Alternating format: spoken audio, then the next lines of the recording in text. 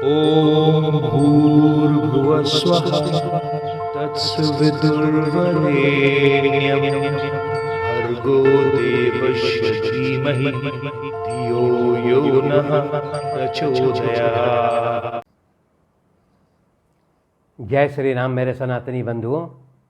आइए इस सनातन रूपी वृक्ष के जड़ों को सिंचित करें और इसे पुष्पित और पल्लवित करें और इसे इतना विराट और शक्तिशाली बना दें कि हमारे आने वाले वंशज अपने पूर्वजों पर गर्व कर सकें तथा विधर्मियों से अपनी रक्षा भी कर सकें। पिछले अंक में हम लोगों ने अध्ययन किया कि सुग्रीव जो है वो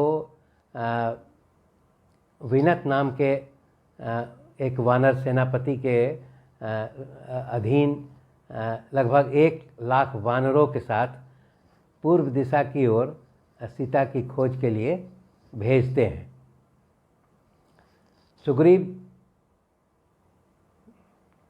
पूर्व की दिशा की ओर खोजने के क्रम में वो पूरा विस्तृत इसका भौगोलिक स्थिति बताते हुए और सभी नदियाँ, पर्वत और समुद्र इत्यादि सभी स्थानों का विस्तृत ब्यौरा देते हुए उन वानरों को सीता की खोज करने का निर्देश देते हैं।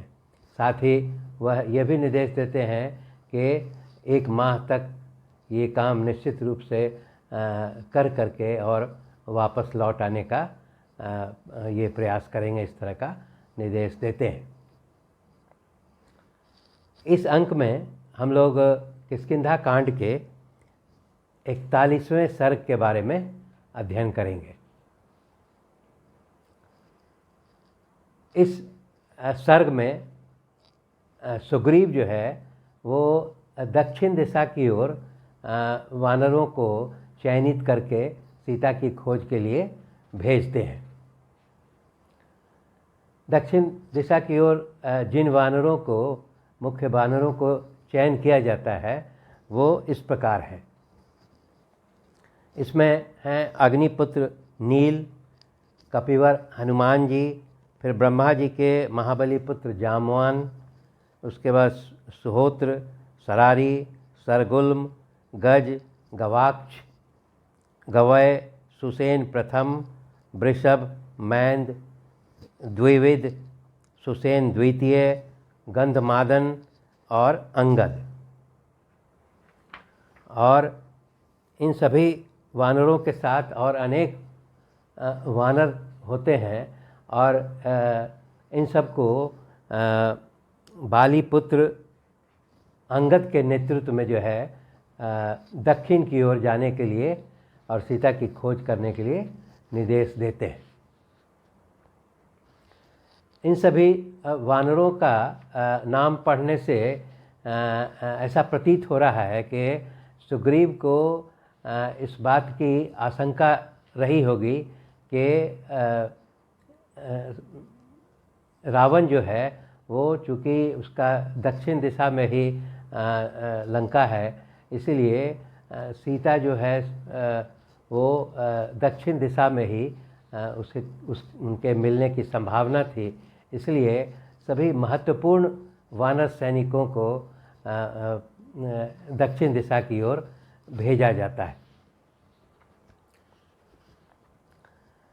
जैसे सुग्रीव ने पूर्व दिशा की ओर जाने वाले वानरों को भौगोलिक स्थिति के बारे में उनको समझाया था, उसी प्रकार दक्षिण की ओर भी वो सुग्रीव जो है सभी वानरों को इसके बारे में जानकारी देते हैं। वो बताते हैं कि दक्षिण दिशा में ये विभिन्न नदियों के आसपास जो है सीता की खोज करने का निर्देश देते हैं। और वो नदियां हैं जैसे नर्मदा नदी है, फिर गोदावरी है, महानदी है, कृष्णवेणी है, उसके बाद वर्धा नदी है। इसके अलावा फिर कुछ स्थानों का नाम भी सुग्रीव बताते हैं। आवर्वंती, अवंतीपुरी, उसी प्रकार कलिंग, कौशिक, दंडकारण्य और उसके बाद आंध्र, पुंड्र, चोल, पांड्य, केरल आदि देश में भी वो सीता की खोज करने के लिए कहते हैं। इसमें आपको पांड्य जो है वो पांड्यन राजाओं का ये राज्य रहा है और केरल का भी इसमें जो वर्णन जो है ये वाल्मीकि रामायण में मिलता है, जो वर्तमान में अभी भी केरल के नाम से जाना जाता है। तो इस प्रकार सुग्रीव जो है वो इन स्थानों पर भी सीता की खोज करने के लिए कहते हैं। इसके पश्चात फिर वो बताते हैं कि कुछ पर्वतों का नाम उन्होंने लिया है, जैसे मलय पर्वत पर जाने के लिए, वहाँ खोजने के लिए कहते हैं। और इसके बाद एक कावेरी का भी यहाँ पर वर्णन देते हैं कि कावेरी नदी के किनारे भी वो सीता की खोज करेंगे। मलय पर्वत पर एक ब्यौरा दिया हुआ है कि मलय पर्वत पर अगस्त ऋषि का एक आश्रम है और वहाँ भी सीता की खोज करने का वो आदेश देते हैं। इसके बाद वो बताते हैं कि फिर ताम्रपर्णी नाम की कोई नदी है, उसको पार करने के बाद फिर तुम पांड्य वंशी राजाओं के नगर द्वार पर वहाँ पहुँचने के बाद वहाँ खोज करने के लिए कहते हैं। जैसा पहले हम लोगों ने बताया कि पांडव वंशी जो है, पांड्या वंशी राजाओं का राज जो है वो वर्तमान में जो केरल है वहीं पर पांड्या और ये उन लोग का राज्य यहाँ पर पहले चलता था। इसके पश्चात वो फिर बताते हैं कि समुद्र पार करने के पश्चात भी फिर वो एक बताते हैं कि एक सुवर्णमय पर्वत है और उस पर्वत पर भी जो है उसका जो नाम है वो महेंद्रगिरी पर्वत है। और उस महेंद्रगिरी पर्वत पर वो बताते हैं कि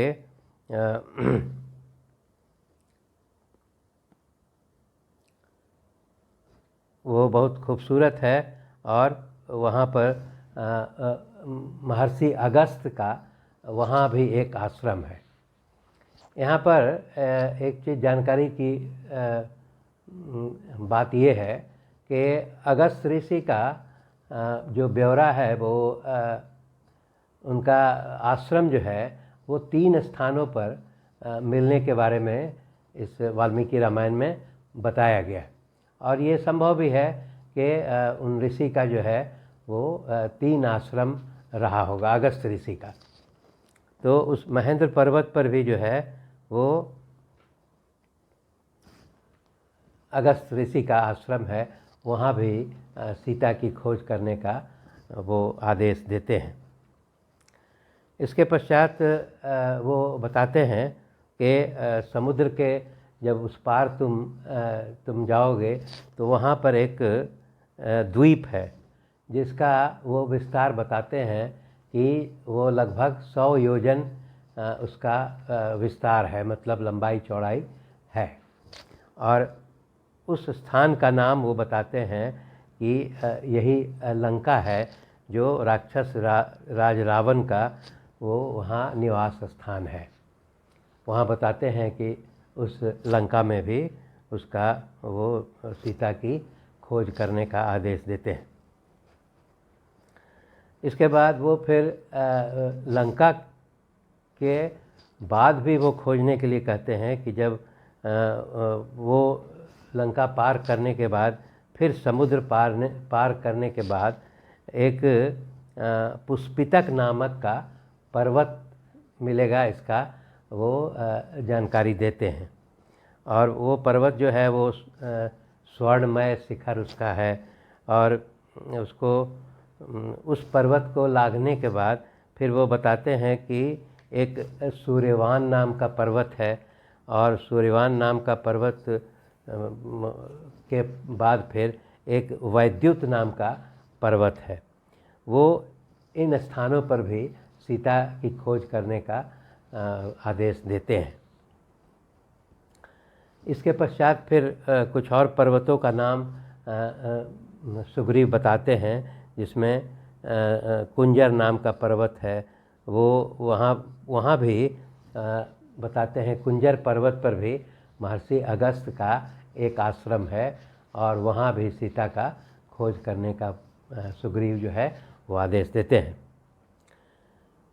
कुंजर नाम के उस पर्वत को पार करने के पश्चात फिर वो बताते हैं कि एक ऋषभ नाम का पर्वत भी उन्हें दिखाई पड़ेगा, और वो ऋषभ नाम का जो पर्वत है वो वहाँ काफ़ी एक चीज़ यहाँ पर वो बताया गया है कि यहाँ पर चंदन का बहुत वृक्ष जो है इस क्षेत्र में मिलेगा।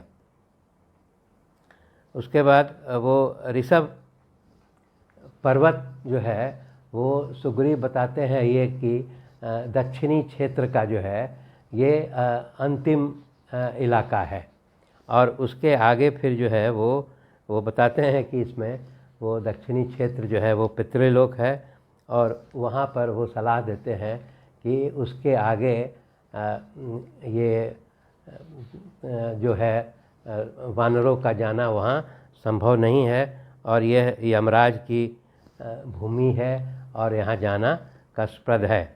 और वो यह भी बताते हैं कि यहाँ जाना असंभव है, और इसलिए वो ये बताते हैं कि अंतिम ये दक्षिणी छोर तक जो है वो सीता का खोज करने के बाद वो 1 माह के अंदर खोज करने के पश्चात वो वापस लौट जाने का निर्देश देते हैं। दक्षिणी क्षेत्र भी जो है वो वर्तमान में आप इसको मान सकते हैं कि जो दक्षिणी ध्रुव है, तो वहाँ के पहले ही वो स्थान जो है उस समय वो भ्रमण के लायक नहीं रहा होगा, इसलिए ये जो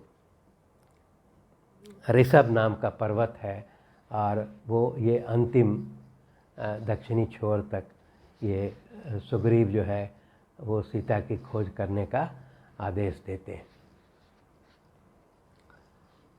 इस अंक में इतना ही। धन्यवाद।